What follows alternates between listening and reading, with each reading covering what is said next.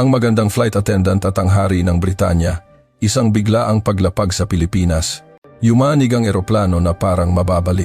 Ang lahat ng ilaw sa panel ay naging kulay pula at nanginginig ang boses ng kapitan. Ang pinakamalapit na paliparan ay ang NAIA. Sa sandaling iyon, isang bagay lang ang pumasok sa isip ko. Pilipinas, huwag mong sabihin kailangan naming ang pamilyang Maharlika na mag-emergency landing sa Pilipinas. Isa sa mga tagapayo ng hari ang hindi napigilang magpakita ng pagkadismaya. Handa ba ang Pilipinas na tanggapin ng maayos ang ating kamahalan? Hindi ba mas mabuti pang subukan nating kayanin ito hanggang sa makarating tayo sa ibang lugar? Sa isip ko, sumang-ayon ako. Dahil sa aking pagkakaalam, imposible para sa isang bansang tulad ng Pilipinas na maibigay ang serbisyong nararapat para sa maharlikang pamilya ng Britanya. Ngunit iyon ay dahil wala akong alam tungkol sa Pilipinas. Sa susunod na 3 araw, ang mga masasaksihan ko ay yayanig sa buong pagkatao ko. Sa lahat ng nanonood sa channel na ito na puno ng inspirasyon, kung interesado kayo sa kamangha-manghang kuwentong ito, mangyaring mag-subscribe at i-click ang like button. Gusto rin naming marinig ang inyong mga opinion sa comments section. Ako, si Isabel Reyes. 12 taon na akong naglilingkod sa maharlikang pamilya bilang senior cabin crew ng kanilang pribadong eroplano. Isa ako sa mga direktang pinili mula sa Buckingham Palace at isa sa iilang tripulante na ganap na nakaalam sa mga alituntunin at protocol ng kaharian. Ang araw na iyon ay Oktubre 17, 2024. Ito ang araw kung kailan lilipad ang kanyang kamahalan, ang hari ng Britanya, mula London patungong Tokyo para sa isang state visit kasama ang emperador ng Japan. Ang sakay lamang ng eroplano ay ang hari at reyna, 8 miyembro ng Royal Council, ang personal na doktor ng pamilya at 6 na piling tripulante, kasama na ako. Naging perpekto ang paglipad.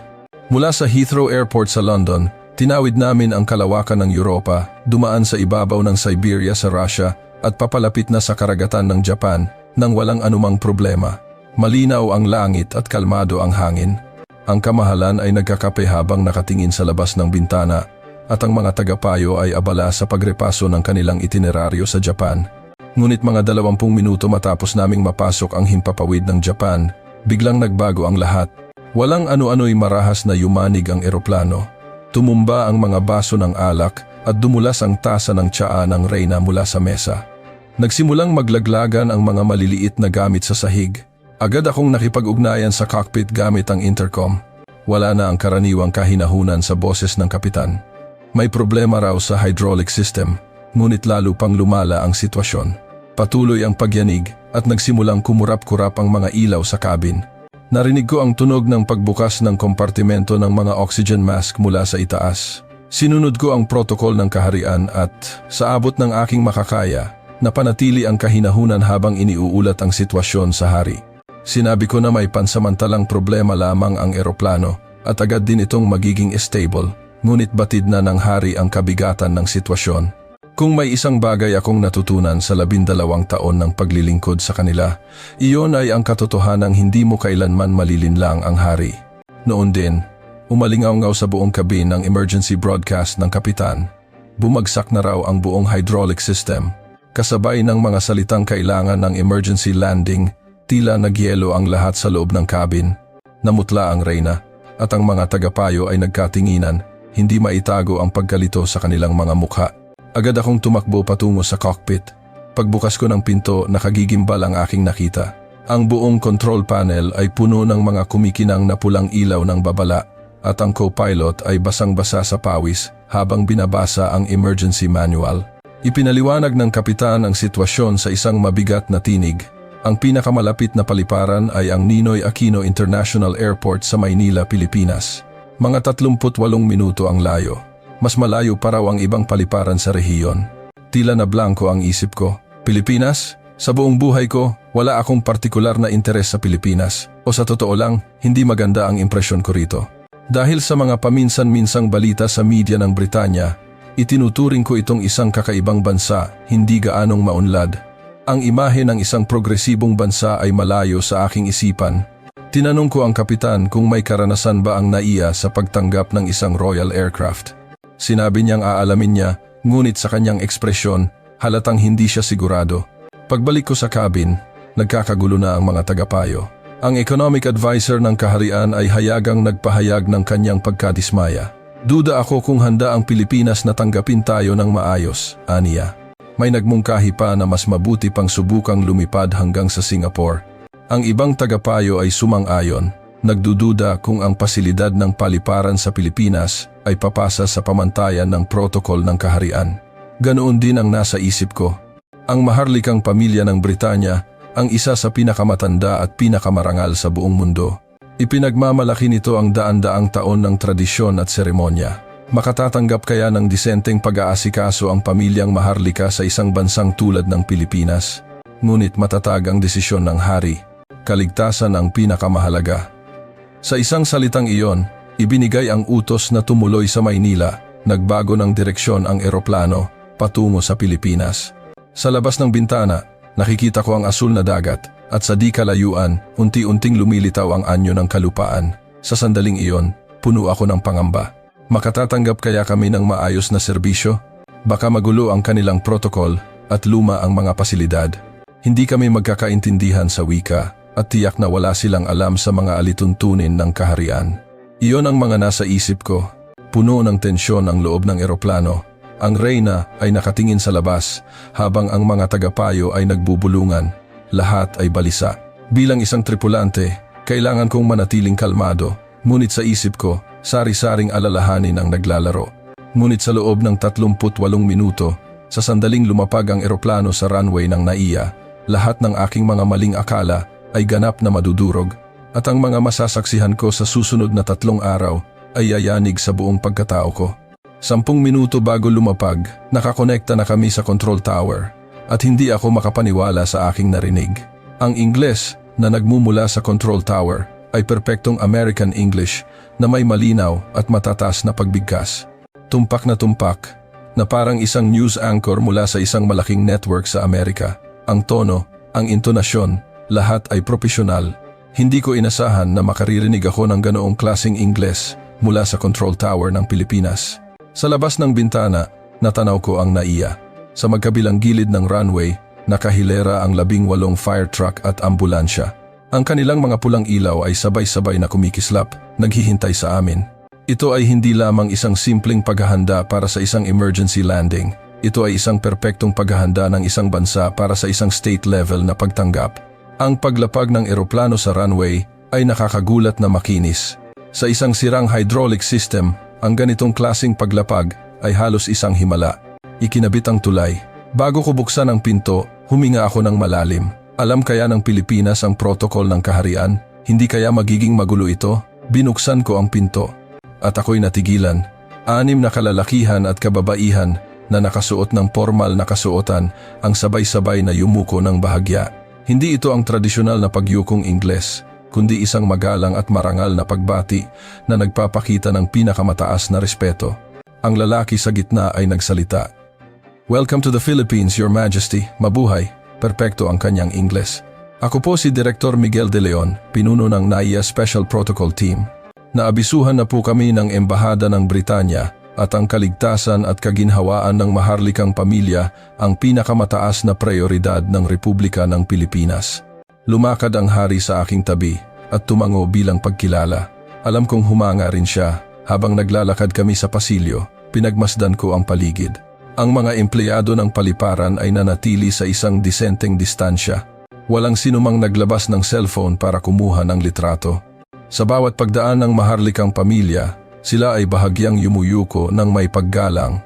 Paano nila ito nagawang ihanda ng ganito kabilis? Pagdating namin sa isang special VIP lounge, muli akong nagulat. Sa pasukan, nakasabit ang isang plake na may perpektong inukit na sagisag ng maharlikang pamilya ng Britanya. Ang leon, ang unicorn, ang corona, pati na ang kasabihan sa Latin lahat ay tama. Ang loob ng lounge ay tila inilipat mula mismo sa isang silid sa Buckingham Palace. Sa ibabaw ng mesa, nakahanda ang isang set ng tsaa na estilong Ingles. Hindi ko sinasadyang nahawakan ang takure. Ang temperatura ay eksaktong 95 degrees Celsius. Ang tsaa ng maharlikang pamilya ay kailangang ihanda sa eksaktong 95 degrees. Kung mas mainit, magiging mapait. Kung mas malamig, hindi lalabas ang aroma. Nanginginig ang aking kamay. Hindi ito nagkataon lamang. May isang taong may ganap na kaalaman sa kultura ng tsaa ng kaharian. Napansin ng reyna ang set ng tsaa at bahagyang ngumiti. Isang ngiti na may halong pagkamangha at pasasalamat. Tahimik ang mga tagapayo. Lalo na ang economic advisor na nagsabing hindi handa ang Pilipinas. Namumula ang kanyang mukha at nakayuko ang tingin. Sinabi ng pinuno ng protocol team, "Naghanda po kami ng mga wheelchair na espesyal na ginawa para sa maharlikang pamilya." Ang wheelchair na dinala ng isang staff ay may sagisag ng kaharian na nakaburda sa sandalan. Gawa ito sa mamahaling katad at may gintong palamuti, isang espesyal na gawa. Ipinakita ng pinuno ng team ang screen ng isang computer. Nakadisplay ang mapa ng London na nagpapakita ng ruta mula Buckingham Palace hanggang Westminster Abbey. Ipinaliwanag niya na ginamit nila ang mapang ito upang idisenyo ang ruta ng motorcade sa Maynila. Idinisenyo ito upang maging katulad ng ruta sa London para maramdaman ng pamilya ang pagiging pamilyar dito. Doon ko napagtanto, hindi ito isang biglaang pagtugon. Ito ay isang bagay na pinag-aralan at pinaghandaang mabuti. Habang nakatingin ang hari sa labas, mahina niyang sinabi, "Nakakagulat." Isa sa mga tagapayo ng hari ang nanginginig na nagtanong, paano nila nalaman ang lahat ng ito? Walang makasagot. Ang mga mata ng protocol team ay puno ng sinseridad. Makikita mo ang kanilang tunay na pagtanggap at ang kanilang kagustuhang maglingkod ng buong puso. 10 minuto pa lang kami sa paliparan, ngunit nalulula na ako sa cultural shock. Ganito pala kahanda ang Pilipinas. Tumingin ako sa labas. Ang mga ilaw ng NAIA ay nagbibigay liwanag sa gabi at sa di kalayuan, natatanaw ang mga matataas na gusali ng syudad. Natanto ko na lahat ng aking mga maling akala tungkol sa Pilipinas ay mali. At ito ay simula pa lamang. Ang mga makikita ko pa ay higit pa sa aking inaasahan. Pagsakay namin sa sasakyan patungong hotel, bakas pa rin sa mukha ng economic advisor ang pagdududa.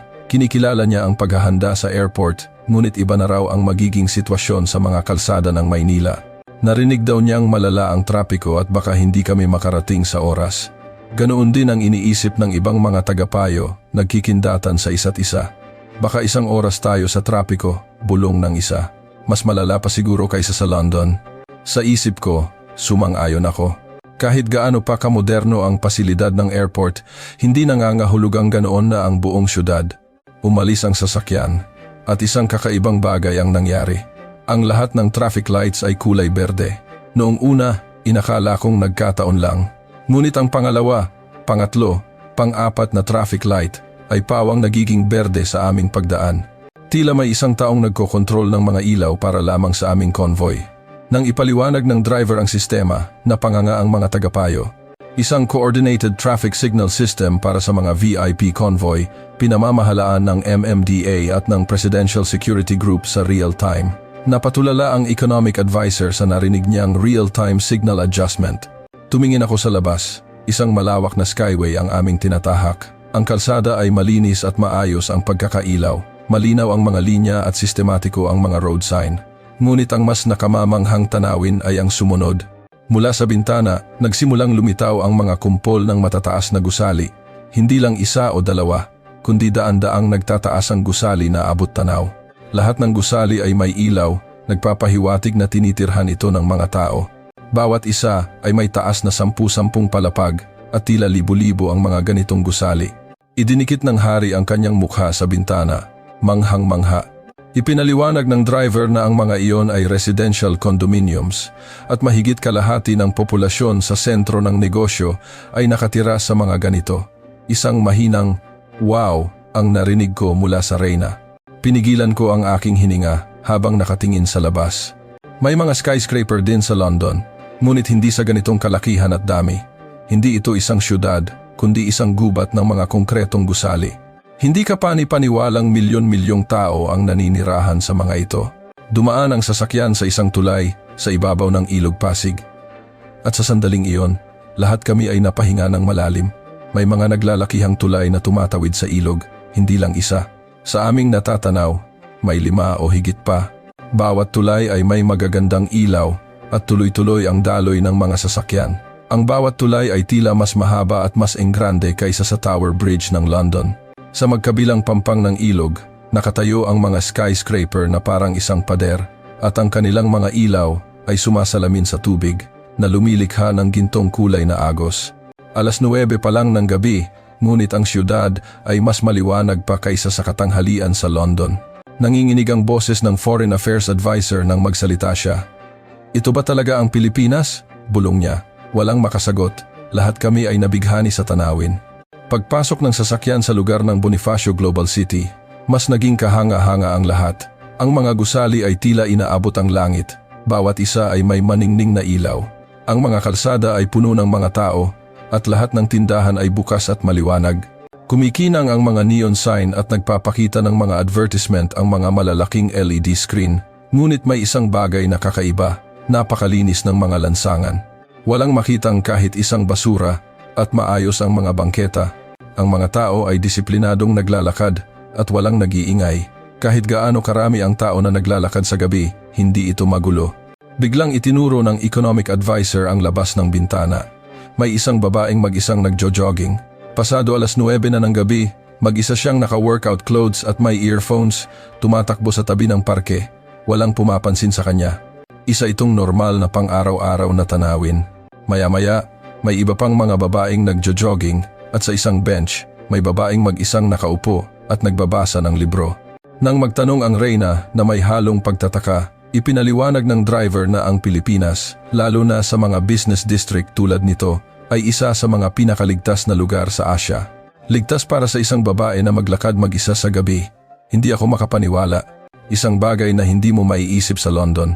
Isang babae na mag-isang nagjo-jogging sa gabi at walang sinumang nag-iisip na kakaiba ito. Dumaan kami sa harap ng isang convenience store. Nakita ko ang sign na open 24 hours at sa loob, dose-dosenang tao ang namimili. Mula sa mga estudyante, empleyado, hanggang sa mga nakatatanda. Malapit nang mag-alas 10 ng gabi, ngunit bukas na bukas pa rin ang tindahan.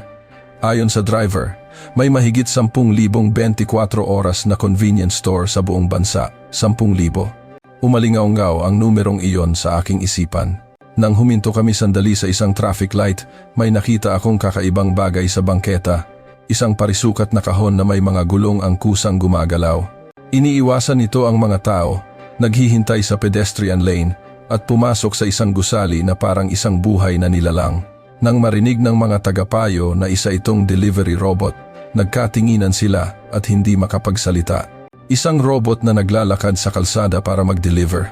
May mga kabataang naka-electric scooter na dumaan sa tabi namin at sa bike lane, maayos na nakaparada ang mga shared bicycle.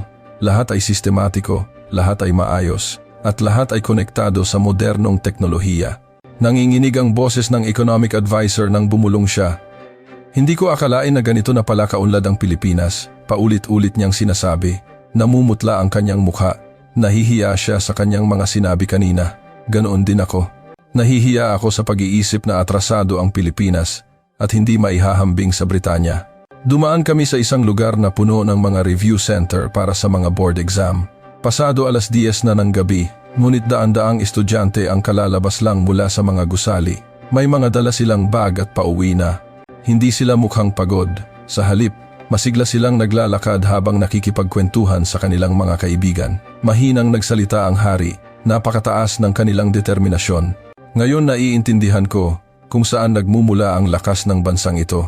Pagdating namin sa hotel, lahat kami ay tahimik. 40 minuto lang ang biyahe, ngunit sa loob ng 40 minutong iyon, ganap na nabago ang aming pananaw sa mundo. Ang Pilipinas ay hindi ang bansang aming inakala. Ito ay isang lugar na mas maunlad, mas sistematiko, at mas ligtas kaysa sa aming inaasahan. Ang economic advisor ay nakayuko lang at walang imik. Natanto niya kung gaano siya naging ignorante sa kanyang mga sinabi. Nahiya rin ako, kailangan kong aminin na lahat ng aking mga pagkiling ay mali, na wala akong alam tungkol sa Pilipinas, at ito ay unang gabi pa lamang. Ang mga makikita pa namin sa susunod na 2 araw ay magdudulot ng mas malaking pagkabigla. Kinabukasan, sinabi ni Dr. Alistair Finch, ang tagapayo ng kaharian sa edukasyon, na may pag-aalinlangan sa kanyang mukha. Ang bibisitahin natin ngayon ay isang unibersidad. Sa totoo lang, hindi ko alam kung ano ang gusto nilang ipakita. Kung tungkol sa kaalaman, ang British Library ang pinakamahusay sa mundo. Siya ay isang propesor sa Oxford sa buong buhay niya. Napakalaki ng kanyang pagmamalaki sa sistema ng edukasyon ng Britanya. Hindi niya inakala na maihahambing ang isang institusyon sa Pilipinas sa kanila. Nagtaka rin ako, bakit isang universidad ang ipapakita sa amin sa aming limitadong oras? Dumating ang sasakyan sa isang malaking universidad sa Quezon City, isang napakalaking campus. Ngunit ang ekspresyon ni Dr. Finch ay nanatiling malamig. Tila sinasabi niyang, malaki lang sa labas, pero walang laman. Sumakay kami sa escalator pababa sa isang gusali. At pagdating namin sa ground floor, lahat kami ay napahinga ng malalim. Ang tanawin sa aming harapan ay hindi kapani-paniwala. Isang malawak at modernong library hub na may matataas na kisame ang bumungad sa amin. Ang mga estante ng libro na gawa sa kahoy at bakal ay halos abot kisame. Libo-libong libro ang maayos na nakasalansan. Sa gitna, may mga upuang parang hagdanan kung saan daan-daang tao ang tahimik na nakaupo at nagbabasa. Mga estudyante, propesyonal at mga nakatatanda. Ngunit ang nakakamangha ay ang katahimikan. Sa kabila ng daan-daang tao, tahimik ang lugar. Tanging ang tunog ng paglipat ng pahina at pag-type sa keyboard ang maririnig. Walang nag-uusap, walang gumagamit ng telepono. Nakatayo si Dr. Finch na nakabukas ang bibig. Dahan-dahan akong naglakad sa pagitan ng mga estante. Ang mga libro ay sistematikong nakaayos. Literatura, filosofiya, ekonomiya, agham, sining lahat ng larangan ay naroon. Hindi lang mga librong Filipino, kundi marami ring mga libro sa Ingles at iba pang wika.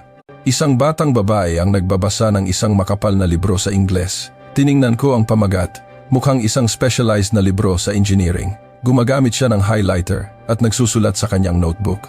Sa kabilang mesa, isang lalaking mukhang college student ang may bukas na laptop at nagpo-program. Ang screen ay puno ng komplikadong code. Sa isa pang mesa, isang empleyadong nakasuit ang nag-aaral ng isang libro tungkol sa financial management. 10:00 pa lang ng umaga, isang karaniwang araw, ngunit napakaraming tao ang nag-aaral sa library. Nanginginig ang boses ni Dr. Finch nang magtanong siya, sino ang lahat ng mga taong ito? Sumagot ang tour guide. Marami po sa kanila ay mga profesional na, habang ang iba ay naghahanda para sa kanilang mga career. Ang mga Pilipino po, anuman ang edad, ay naniniwala sa habambuhay na pag-aaral. Habambuhay na pag-aaral? Opo. Sa Pilipinas, kahit nakapagtapos na ng kolehiyo, nagpapatuloy pa rin sa pag-aaral.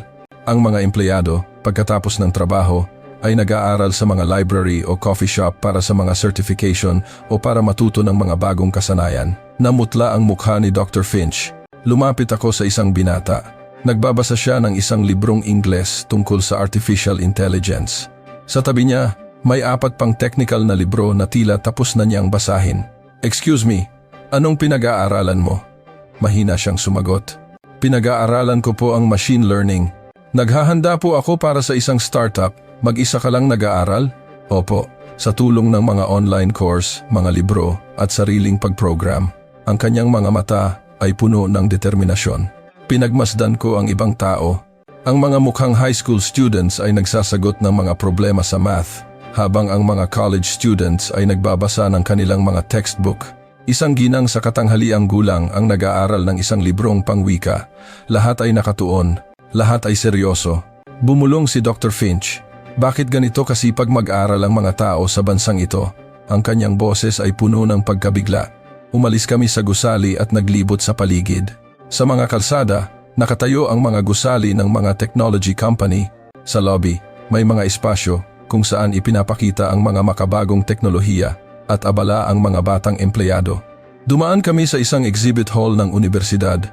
Nakadisplay ang isang self-driving robot na gawa ng mga estudyante. Ang robot ay kusang umiiwas sa mga hadlang, hinahanap ang destinasyon nito at nakikipag-usap pa sa mga tao. Gawa ito ng mga undergraduate students? Opo. Isang team project ng mga engineering students. Matagal na tinitigan ni Dr. Finch ang robot. Sa kabilang hall, may isang hackathon event para sa mga batang developer. 70 kabataan ang nakaupo sa harap ng kanilang mga laptop, nagpo-program buong magdamag. Ayon sa organizer, ito ay isang kompetisyon kung saan bubuo sila ng isang bagong serbisyo sa loob ng 48 oras ng walang tulog. May mga puyo sa ilalim ng kanilang mga mata, ngunit ang kanilang mga ekspresyon ay puno ng buhay. Huminto sandali ang hari at pinanood sila. At mahina siyang nagsalita. Ang lakas ng Pilipinas ay nagmumula sa edukasyon, Yumuko si Dr. Finch. Sa buong buhay niya, naniniwala siyang ang edukasyon ng Britanya ang pinakamahusay. Naniniwala siyang ang Oxford at Cambridge ang pinakamahusay na unibersidad sa mundo at ang sistema ng edukasyon ng Britanya ang pinakamagaling. Ngunit ang nakita niya sa Pilipinas ay ganap na sumira sa kanyang paniniwala. Ang pagnanasa ng mga Pilipino sa pag-aaral ay nasa ibang antas. Anuman ang edad o propesyon, lahat ay nag-aaral. Ang mga library ay puno mula umaga hanggang gabi. Maging sa mga coffee shop at sa mga pampublikong lugar, nagbabasa ang mga tao.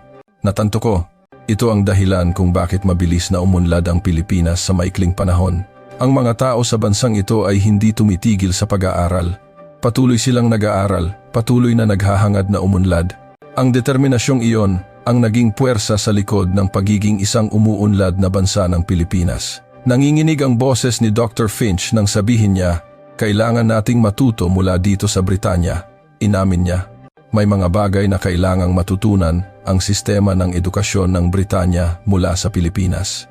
Ang hari ay tahimik na nakatingin sa labas ng bintana at sa kanyang mukha, alam kong nagbabago na rin siya. Ang kanyang pananaw sa Pilipinas ay ganap nang nagbabago. At ito ay ikalawang araw pa lamang. Ang unang gabi sa hotel ay naging mapayapa. Inilaan sa akin ang isang silid sa dulo ng pasilyo sa palapag kung saan nanunuluyan ang maharlikang pamilya. Isang mahabang araw iyon. Ang mga nakita ko sa Pilipinas ay paulit-ulit na naglalaro sa aking isipan at hindi ako makatulog. 2:17 ng madaling araw, bigla akong nakarinig ng isang sigaw mula sa pasilyo. Tumalon ako mula sa kama kahit nakapajama. Ang sigaw ay nagmumula sa silid ni Lord Edward Clark, ang legal advisor ng kaharian, isang 72 at taong gulang na Ginoo. Bukas ang pinto at sa loob, ang kanyang sekretarya ay sumisigaw sa takot. Sa sahig, sa tabi ng kama, nakahandusay si Lord Clark. Maputla ang kanyang mukha at tila umuulan ang kanyang pawis. Hawak niya ang kanyang dibdib at umuungol. Hirap siyang huminga at wala sa pokus ang kanyang mga mata. Agad akong tumawag sa front desk ng hotel. Kailangan namin ng ambulansya. Ngayon na. Ang bisita sa room 2407 ay inatake sa puso. Nanginginig ang aking boses. Kalmado ang boses ng staff sa front desk. Aasikasuhin po namin agad. Tatawag po kami sa 911 at papunta na po dyan ang aming hotel medical team na may first aid kit. Ibinaba ko ang telepono at lumapit kay Lord Clark. Nangingitim na ang kanyang mga labi at unti-unting humihina ang kanyang paghinga, isang tapat na tagapayo na naglingkod sa kaharian sa buong buhay niya. At ngayon ay bumagsak sa isang dayuhang lupain. Lumabas na rin ang ibang mga miyembro ng royal entourage. Nagmamadaling dumating si Dr. James, ang personal na doktor ng hari. Ngunit isang simpleng medical bag lang ang dala niya. Wala siyang kagamitan para sa isang atake sa puso. Mahina ang kanyang pulso. Posibleng myocardial infarction ito. Kailangan siyang madala sa ospital agad. Puno ng tensyon ang boses ni Dr. James. Tumingin ako sa relo. 2:19 ng umaga. Kakayanin kaya ng isang ospital sa Pilipinas na tumugon sa ganitong oras? Bukas kaya ang kanilang emergency room? May doktor kaya? Bumuhos ang aking mga alalahanin. Ngunit isang kamangha-manghang bagay ang nangyari. 2:20 ng umaga, 3 minuto lamang matapos ang aking tawag, bumukas ng malakas ang pinto ng silid. Pumasok ang 4 na paramedic. Kalmado sila at tumpak ang kanilang mga kilos. Ang isa ay agad na lumapit kay Lord Clark at sinuri ang kanyang pulso, habang ang isa ay nagsimulang maglabas ng mga kagamitan mula sa kanilang bag. Isang portable EKG machine, isang oxygen mask, isang wireless monitoring device, at isang tablet. Lahat ay naihanda sa loob ng 3 minuto. Ang isang paramedic ay nagdikit ng mga electrode sa dibdib ni Lord Clark. Agad na nasukat ang kanyang EKG at ang data ay lumabas sa screen ng tablet sa real time. Ang isa naman ay nagsuot ng oxygen mask sa kanya. At nang buksan niya ang tablet, isang mukha ng doktor ang lumitaw sa screen. Isang nasa katanghaliang gulang na lalaki na nakasuot ng puting coat. Ako si Dr. Santos, pinuno ng emergency medicine sa St. Luke's Medical Center. Sinusuri ko ngayon ang kondisyon ng pasyente. Isang remote teleconsultation. 2:00 ng madaling araw, ngunit isang propesor mula sa isang pangunahing ospital ang nagsasagawa ng real-time na pagsusuri sa pamamagitan ng screen. Napanganga ako. Tiningnan ni Dr. Santos ang EKG at sinabi, "Acute myocardial infarction, may ST segment elevation. Dalhin niyo siya agad sa ospital." Ang inaasahang oras ng pagdating ay 5 minuto. Blood pressure ay 85,054. Bigyan siya ng 300 mg ng aspirin. Ipagpatuloy ang oxygen. Agad na sinunod ng mga paramedic ang mga utos. Lahat ay sistematiko, lahat ay mabilis. Si Dr. James, ang doktor ng kaharian, ay nakatayo lang na tulala. Nagtapos siya sa pinakamahusay na medical school sa Britanya, ngunit sa sitwasyong ito, wala siyang magawa. Inilagay ng mga paramedic si Lord Clark sa isang stretcher. Alas 12:23 ng umaga, 6 na minuto matapos matagpuan ang pasyente. Nagmamadali akong nagbihis at sumama sa kanila pababa. Sa pasukan ng hotel, naghihintay ang isang ambulansya, isang modernong ambulansya. Ang loob nito ay parang isang maliit na emergency room. May monitor, defibrillator, oxygen supply, at iba't ibang kagamitang medikal. Umalis ang ambulansya, at isa pang kamanghamanghang bagay ang nangyari. Ang mga traffic lights sa aming daraanan ay lahat naging berde, walang palya. Ipinaliwanag ng driver, Emergency Vehicle Priority Signal System po. Ang mga signal sa ruta ng ambulansya ay automatikong nagiging berde. Tumingin ako sa labas. Alas 2:30 ng umaga, halos walang sasakyan sa kalsada, ngunit ang iilang sasakyan ay agad na tumatabi. Sa pagkarinig ng sirena, agad silang nagbibigay daan. Sa loob ng ambulansya, patuloy na sinusubaybayan ni Dr. Santos ang pasyente. Bumaba ang blood pressure, pabilisin ang IV drip, agad na kumilos ang paramedic, naging stable na ang heart rate. Magaling. 2 minuto na lang at darating na tayo. Handa na ang cardiac catheterization lab. Tumingin ako sa relo. Wala pang 10 minuto mula nang tumawag ako sa hotel. Sa loob ng 10 minuto, ang pasyente ay nakatanggap ng paunang lunas, dinala sa ospital, at ang ospital ay handa na para sa operasyon. Paano kaya kung sa Britanya ito nangyari? Aabuti ng 20 minuto bago dumating ang ambulansya. Dagdag na 30 minuto para madala sa ospital. Pagdating sa ospital, kailangan pang gisingin ang doktor at ihanda ang operating room. Aabuti ng hindi bababa sa 1 oras, ngunit iba sa Pilipinas. Dumating ang ambulansya sa pasukan ng emergency room ng St. Luke's. Alas 12:28 ng umaga, 11 minuto mula nang tumawag ako sa hotel. Sa pasukan ng ER, 8 ng medical staff ang naghihintay, 4 na doktor, 4 na nurse. Agad na dinala ang pasyente sa loob. Sumunod ako. Ang nakita ko sa pasilyo ay nakagigimbal. Alas 12:30 ng umaga, ngunit ang ER ay maliwanag na maliwanag at abala ang mga staff. May iba pang mga pasyenteng ginagamot. Isang 24 Farah na fully operational system. Agad na dinala si Lord Clark sa isang treatment room. Naghintay kami ni Dr. James sa labas. Nanginginig ang boses ni Dr. James nang sabihin niya, "Hindi ka paniwala." Isang perpektong pagtugon sa ganitong oras ng madaling araw. Halatang nabigla siya. 30 taon siyang doktor sa Britanya. Ngunit ngayon lang siya nakakita ng ganitong sistema. Ang ilaw sa itaas ng pinto ng treatment room ay nakasindi, senyales na isinasagawa ang operasyon. Umupo ako sa isang upuan sa pasilyo at nagdasal. Nagdasal na sana ay maligtas si Lord Clark, na sana ay iligtas siya ng medical team na ito. At kasabay nito, natanto ko kung gaano kahusay ang sistema ng kalusugan ng Pilipinas. Sa alas 2 ng umaga, dumating ang mga paramedic sa loob ng 3 minuto. Isang propesor ang nagsagawa ng remote consultation.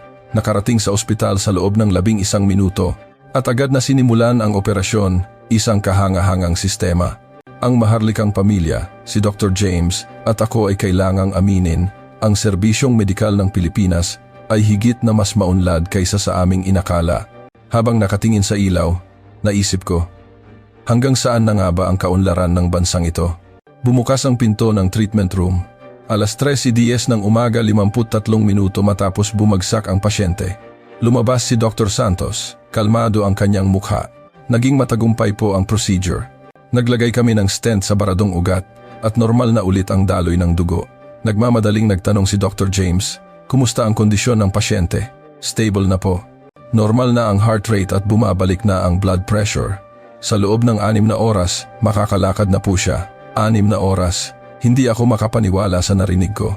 Isang pasyenteng may atake sa puso, makakalakad 6 na oras pagkatapos ng procedure. Ganoon din ang ekspresyon ni Dr. James. Sa Britanya, hindi bababa sa 2 araw siyang mananatili sa kama. Gusto niyo po siyang makita? Dinala kami sa intensive care unit. Pagbukas ng pinto, muli akong nagulat. Nakahiga si Lord Clark sa kama. Mas maganda na ang kanyang kulay. Ngunit ang nakakamangha ay hindi ang pasyente. kundi ang mga kagamitan sa paligid niya. Sa tabi ng kama, may 3 malalaking monitor. Ang una ay nagpapakita ng EKG, blood pressure, oxygen saturation, at respiratory rate sa real time. Ang pangalawa ay nagpapakita ng 3D image ng puso, isang holographic model ng puso. Malinaw na nakikita ang lokasyon ng stent na inilagay kanina. Ang pangatlo ay nagpapakita ng data analysis mula sa artificial intelligence. Pagtataya ng kondisyon ng pasyente sa susunod na 24 na oras, posibilidad ng mga komplikasyon at rekomendadong dosis ng gamot lahat ay nakakalkula. Nakatayo si Dr. James sa harap ng monitor, tulala. Ipinaliwanag ng isang nurse, sinusuri po ng AI system ang data ng pasyente sa real time. Kung may makitang anumang abnormal na senyales, agad nitong aalertuhan ang medical staff. 24 oras siyang binabantayan. Opo. Sa Central Monitoring Room, sabay-sabay naming binabantayan ang lahat ng kritikal na pasyente. Umiling si Dr. James. Hindi makapaniwala. Lumapit si Dr. Santos na may dalang tablet. Ito po ang resulta ng genetic analysis ng pasyente. Genetic analysis din? Opo. Mayroon po kaming emergency genetic testing system. Mabilis naming sinusuri ang mga gene na may kaugnayan sa sakit sa puso para makabuo ng personalized na plano ng paggamot. Ang screen ng tablet ay puno ng komplikadong genetic data. Ang pasyente po ay may genetic type na mabilis mag-metabolize ng isang partikular na blood thinner. Kaya naman, dinagdagan namin ng 1.3 times ang karaniwang dosis na inireseta. Napanganga si Dr. James. Sa Britanya, inaabot ng hindi bababa sa 1 linggo ang genetic analysis at para lang sa mga espesyal na kaso. Ngunit sa Pilipinas, kahit sa isang emergency, nasusuri ito sa loob ng ilang oras at agad na inilalapat sa paggamot. Nagpatuloy si Dr. Santos. Ginamit din po namin ang isang robot-assisted system sa procedure. Tinutuwid nito ang anumang panginginig ng aking kamay at pinapataas ang precision. Ang error margin sa paglalagay ng stent ay nasa loob ng 0.1 mm. Robot-assisted surgery, 0.1 mm error. Hindi ko alam na may ganitong teknolohiya at isang multidisciplinary team ng mga espesyalista ang nag-collaborate sa kasong ito. Multidisciplinary team? Opo. Cardiology, endocrinology, nephrology at psychiatry, isang team ng 10 espesyalista ang kasama.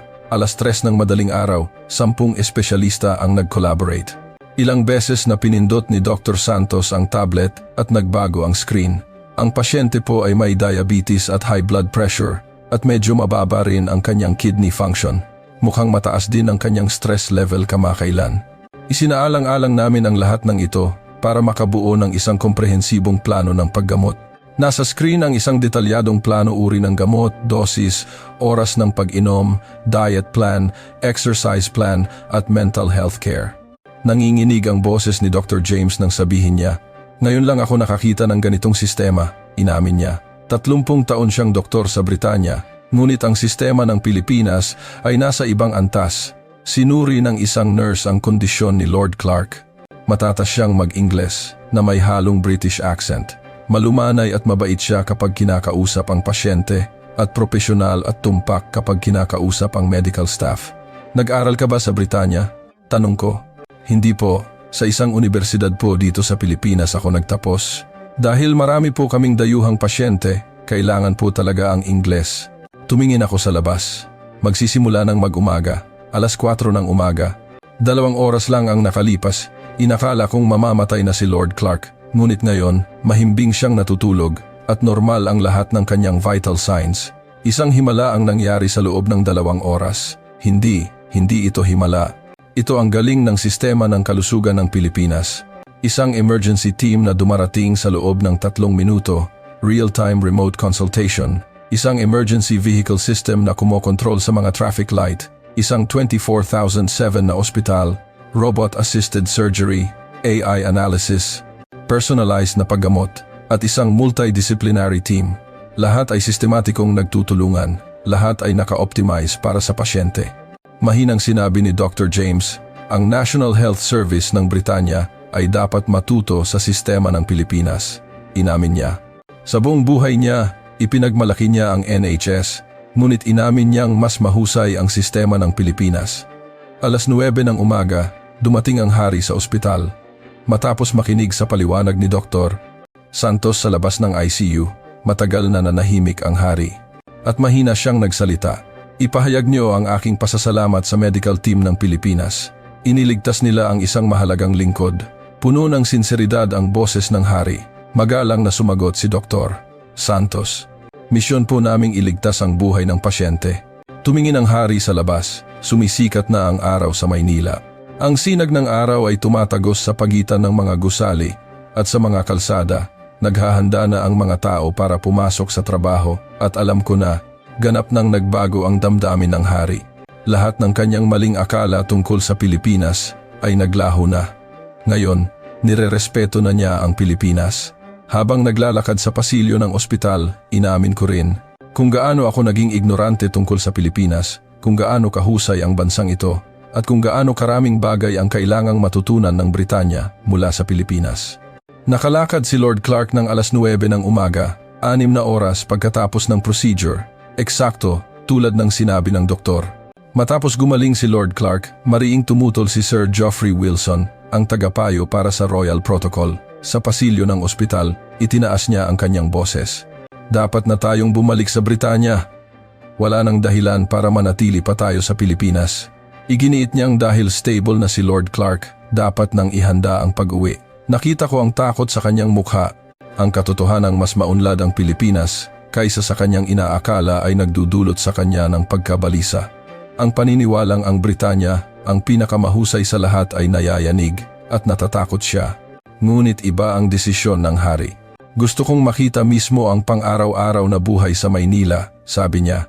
Hindi natin ito mahuhusgahan sa pamamagitan lamang ng ospital. Gusto kong malaman kung paano talaga namumuhay ang mga Pilipino. Namula ang mukha ni Sir Wilson. Nag-alala siya sa seguridad.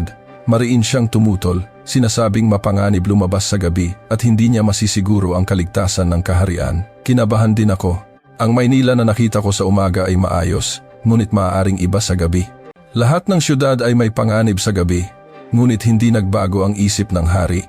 Alas 7 ng gabi, pumunta kami sa isang parke sa tabi ng Ilog Pasig. Sa loob ng sasakyan, patuloy na nagrereklamo si Sir Wilson.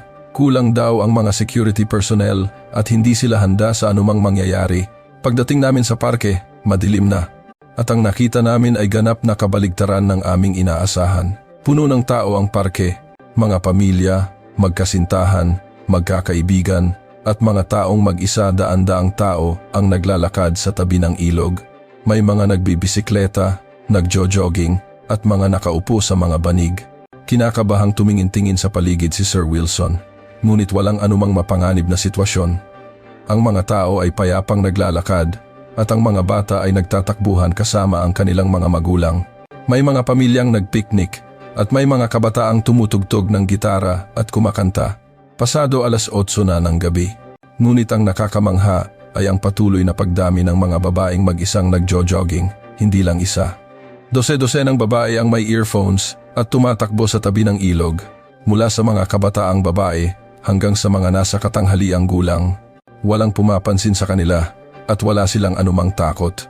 Hindi makapaniwalang nakatingin si Sir Wilson, isang tanawin na hindi mo maiisip sa London. Alas 8 ng gabi, isang babae ang mag-isang nagjo-jogging sa tabi ng ilog at dose-dosena pa sila. Umupo kami sa isang bench at pinanood ang ilog.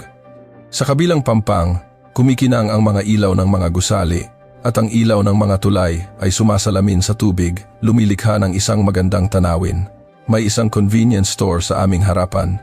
Pasado alas 9 na, ngunit maliwanag pa rin ito at maraming taong pumapasok at lumalabas. Mga estudyanteng bumibili ng pagkain at inumin, mga empleyadong bumibili ng kanilang hapunan. Marami ring babaeng customer na mag-isa. Namangha ang reyna. Pumasok ako sa convenience store. Isang batang babae ang cashier. Pasado alas 9 na ng gabi, mag-isa siyang nagbabantay.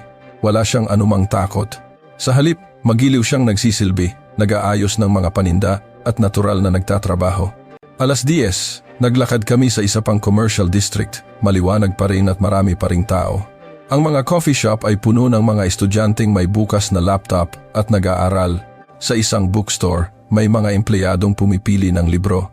Pumasok kami sa isang malaking bookstore, pasado alas 10 na, ngunit daan-daang tao ang nagbabasa. Puno ang lahat ng upuan at may mga taong nakatayo sa mga pasilyo habang nagbabasa, tahimik at payapa. Napanganga si Sir Wilson. Nag-alala siya sa seguridad ng Pilipinas, mapanganib daw sa gabi, hindi raw masisiguro ang kaligtasan ng kaharian. Ngunit ang Maynila na nakikita niya ngayon ay mas ligtas kaysa sa London. Mga babaeng mag-isang nagjo-jogging sa gabi, isang cashier na mag-isang nagtatrabaho sa gabi, daan-daang taong nananatili sa parke hanggang gabi at walang sinumang natatakot. Alas 11, bumalik kami sa parke sa tabi ng ilog, puno pa rin ito ng tao, walang balak umuwi. May mga kumakain, umiinom, at mga nakaupo lang at ninanamnam ang tanawin. At isang nakakamanghang eksena ang bumungad sa amin. Sa isang sulok, isang lalaking Briton ang may maliit na food stall. Ang signboard ay may nakasulat sa Ingles at Filipino, at ang menu ay pagkaing Pinoy. Nang lumapit kami, masaya niya kaming binati sa Ingles, taga London daw siya. 5 taon na siyang nasa Pilipinas, na humaling sa pagkaing Pinoy, nag-aral magluto, at ngayon ay may maliit na tindahan sa tabi ng ilog. Nagtanong ang Reyna, "Kumusta ang buhay sa Pilipinas? May mga hirap ka bang nararanasan?" Tumawa siya at sumagot, "Mas maganda po ang buhay dito kaysa sa London. Ligtas, komportable, at mababait ang mga tao. Hindi nakakatakot maglakad mag-isa sa gabi, at ligtas akong nakakauwi kahit magtrabaho ako hanggang madaling araw." Namutla ang mukha ni Sir Wilson. Isang Briton ang nagsasabing mas maganda ang buhay sa Pilipinas. At sa harap pa mismo ng maharlikang pamilya. Tumayo kami sa gilid ng ilog at pinanood ang tanawin. Mahinang nagsalita ang hari. Ang lakas ng bansang ito ay ang kanyang mga mamamayan. Yumuko si Sir Wilson. Inamin niya na ligtas ang Pilipinas, na puno ng determinasyon ang mga Pilipino, na may isang bagay na dapat matutunan ang Britanya mula sa bansang ito. Inamin ko rin na lahat ng aking mga maling akala ay mali, na sa maraming aspeto mas nauuna ang Pilipinas kaysa sa Britanya. Alas 12, bumalik kami sa hotel. Sa loob ng sasakyan, walang nagsasalita. Lahat kami ay iisa ang iniisip. Ang Pilipinas ay hindi ang bansang aming inakala. Ito ay isang progresibong bansa, isang tunay na progresibong bansa. Heathrow Airport, London. Isang oras bago kami dumating, daan-daang mamamahayag na ang nagtitipon. Ang balita tungkol sa emergency landing ng eroplano ng Britanya ay kumalat na sa buong mundo. Kung gaano naging espesyal ang 3 araw sa Pilipinas, ang balitang isang tagapayo ng kaharian ang bumagsak at iniligtas ng isang medical team sa Pilipinas, lahat ay alam na. Sa loob ng eroplano, matagal na nanahimik ang hari habang nakatingin sa labas. Mahinang sinabi ng Reyna, "Paulit-ulit na bumabalik sa isip ko ang mga nakita natin sa Pilipinas. Nakapagtataka kung paano sila umunlad ng ganoon." Si Sir Wilson ay nakaupo sa tabi ng bintana, nakapikit. Isang ekspresyon ng pagsisisi sa kanyang mga maling akala. Si Lord Clark ay malusog na, ngunit komplikado ang kanyang ekspresyon. Isang halo ng pasasalamat sa medical team na nagligtas sa kanya at pag-aalala sa sistema ng kalusugan ng Britanya. Binalikan ko ang nakaraang 3 araw. Ang perpektong protocol sa NAIA, ang kahanga-hangang infrastruktura ng Maynila, ang determinasyon sa pag-aaral ng mga tao sa universidad. Ang ambulansyang dumating sa loob ng 3 minuto sa alas 2 ng umaga. Ang makabagong sistemang medikal na may robot at AI. Ang mga babaeng ligtas na nagjo-jogging ng alas 11 ng gabi. Ang mga convenience store at bookstore na hindi nawawalan ng ilaw, 24 oras. Lahat ay nakagigimbal. Lahat ay nagpabago sa aking pananaw. Lumapag ang eroplano. Pagbukas ng pinto, bumungad sa amin ang liwanag ng mga flash. Daan-daang reporter ang may hawak na kamera at nakahilera ang mga broadcast van. Ang lahat ng malalaking media sa Britanya ay naroon. Lumakad ang hari. Sunod-sunod ang mga tanong ng mga reporter. Ano po ang nangyari sa Pilipinas? Totoo po bang naging kritikal ang isang royal advisor? Ganoon po ba talaga kahusay ang serbisyong medikal ng Pilipinas? Itinaas ng hari ang kanyang kamay para patahimikin sila, at matatag siyang nagsalita. Ang Pilipinas ay isang bansang dapat nating tularan. Sandaling natahimik ang paliparan. Lahat ng reporter ay napahinga, at ang mga kamera ay nakatutok sa hari. Nagpatuloy siya. Sa aming biglaang pananatili sa Pilipinas, natutunan ko kung ano ang isang tunay na bansang progresibo. Ang kanilang sistemang medikal ay mas maunlad kaysa sa Britanya. Ang kanilang emergency response ay world class. Ang kanilang pagpapahalaga sa edukasyon at kaligtasan ay isang halimbawa na dapat nating sundin. Nagsimulang magbulungan ang mga reporter. Hindi pa nangyari na isang hari ng Britanya ang direktang pumuri sa ibang bansa ng ganito. Ang sistema ng kalusugan, edukasyon at emergency response ng Britanya ay dapat pag-aralan at gamitin ang modelo ng Pilipinas. Irerekomenda ko ito sa gobyerno pagbalik ko. Matatag ang boses ng hari. Nagkislapan ang mga flash at abala ang mga reporter sa pagsusulat. Nang gabing iyon, nagkagulo ang Britanya. Isang malaking broadcast network ang nag-ere ng isang special report. Itinampok nila ang sistema ng kalusugan, edukasyon at infrastruktura ng Pilipinas. Nagulat ang mga mamamayan ng Britanya sa katotohanang dumarating ang ambulansya sa loob ng 3 minuto sa 2:00 ng umaga. Isang news agency ang nagsuri sa pag-unlad ng ekonomiya ng Pilipinas. Itinampok nila ang himala ng pag-angat nito mula sa isang mahirap na bansa noong dekada 70 hanggang sa pagiging isa sa mga pinakamabilis na umuunlad na ekonomiya sa mundo ngayon. Isang pahayagan ang bumatikos sa Britanya sa isang editorial dahil sa pagiging kampante. Binaliwala raw nito ang pag-unlad ng Pilipinas at nanatili sa kaluwalhatian ng nakaraang imperyo. Nag-init ang social media. Ang mga Briton na nakapunta na sa Pilipinas ay nagsimulang mag-post ng kanilang mga karanasan. Ligtas daw maglakad mag-isa sa gabi. Mas malinis at mas mabilis ang kanilang tren. Mas mura ang serbisyong medikal. May mga tumutol din. Ilang konserbatibong media at politiko ang bumatikos sa sinabi ng hari. Sinira raw nito ang dangal ng Britanya at labis na pinupuri ang Pilipinas. Ngunit hindi umatras ang hari. Pagkaraan ng 1 linggo, nagsagawa siya ng isang talumpati para sa bansa. Isinagawa ito mula sa kanyang opisina sa Buckingham Palace. Kalmado ngunit matatag ang kanyang boses. Mahal kong mga mamamayan, sa Pilipinas, nakita ko ang isang bagay na nawala na sa atin. Nag-close up ang kamera sa mukha ng hari. Iyon ay ang determinasyon. Ang determinasyon na matuto, ang determinasyon na umunlad, ang determinasyon na bumuo ng isang mas magandang kinabukasan. Ang mga Pilipino ay nag-aaral araw at gabi, patuloy na nag-i-innovate at nagmamalasakit sa isa't isa. Nagkaroon ng lakas ang boses ng hari. Tayo rin sa Britanya ay dating ganyan. Pinangunahan natin ang Industrial Revolution at namuno sa mundo. Ngunit ngayon, kampante na tayo sa kaluwalhatian ng nakaraan. Sinasabi sa atin ng Pilipinas na oras na para bumangon muli. Inihayag ng hari ang mga konkretong plano para sa reforma. Sinabi niyang babaguhin ang buong sistema ng emergency medical services. Paikliin ang oras ng pagdating ng ambulansya sa loob ng 10 minuto, ipapatupad ang real-time remote consultation, at bubuuin ang isang emergency vehicle priority signal system. Sinabi rin niyang babaguhin ang sistema ng edukasyon. Itataguyod ang lifelong learning, palalawakin ang mga pampublikong aklatan, at bubuuin ang digital education infrastructure.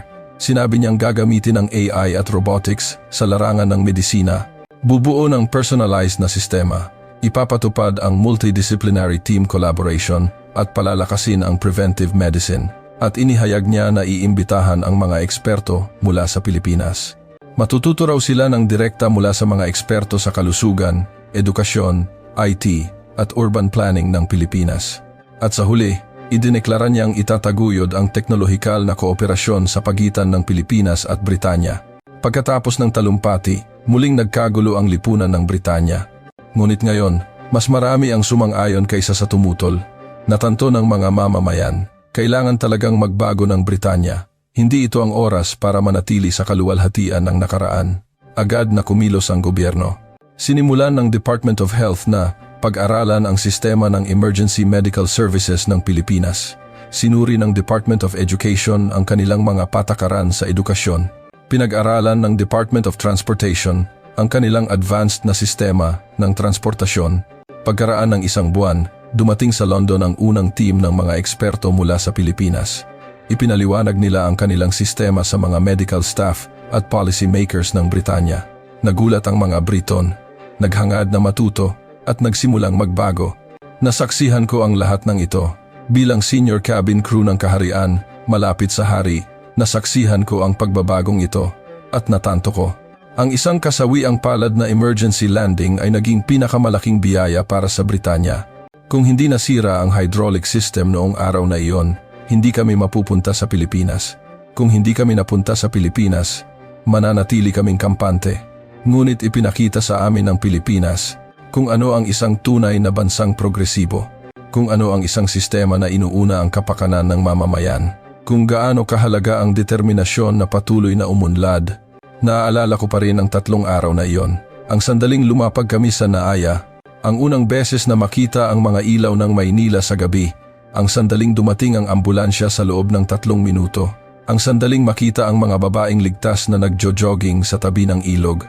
Lahat ng sandaling iyon ay nagpabago sa akin at nagpabago sa buong Britanya. Ang Pilipinas ang naging guro namin.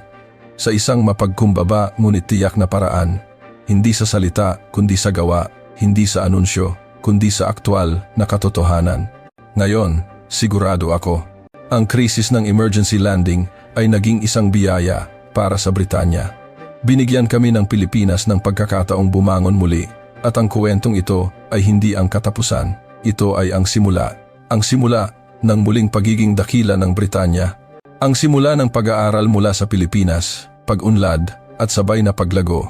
Ako, si Isabel Reyes, 12 taon nang naglilingkod sa maharlikang pamilya ng Britanya at ako ay isang saksi. Kung gaano kahusay ang bansang Pilipinas at kung ano ang maipapakita nito sa mundo.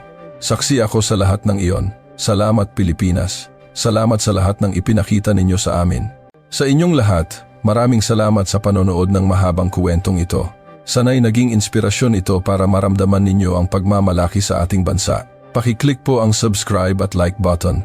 Gusto rin naming marinig ang inyong mga opinion sa comments section. Hanggang sa susunod na mas nakakaantig na kwento.